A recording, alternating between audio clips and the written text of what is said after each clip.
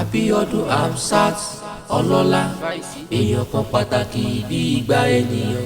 ẹni ńlá ni ọ̀tẹ́ni kò jẹ́ fojú parẹ́ àgbà fi yọyọ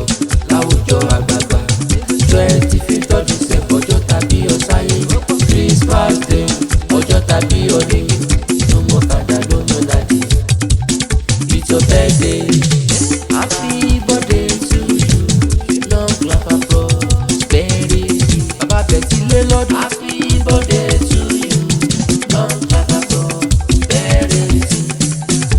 happy birthday to you bàbá bẹ̀tí long life and success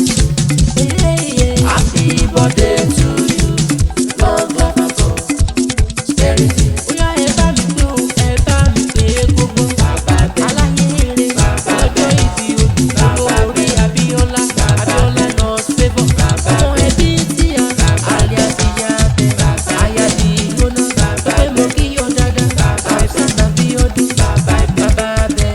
ọlọ́jọ́ ìbí olùkọ́ pé wà pẹ́ láyé ọdún ọdún bọ́lí àsán dàdí ní mo kí yọ dáadáa pé ọjọ́ bí rẹ̀ lè jẹ́ happy birthday Owode Egba nílé ilé fada rẹ̀ o ọba mòdémòdé òdédé ráhùn àkìbẹ̀rẹ̀ àjòjì àwọn onílẹ̀ àtẹ̀jẹ́jẹ́ àjèjì àtẹ̀gìrìgìrì ẹni tó bá mọ̀ rí ọba irú wọn àpapọ̀ sínú ọ̀gbìn ọmọ Ẹ̀gbá lè sàbí ọmọ ìkórè ìlúgbàdé òkúta. Happy birthday to you long life and prosperity àríkì ni mo wí happy birthday to you long life and prosperity.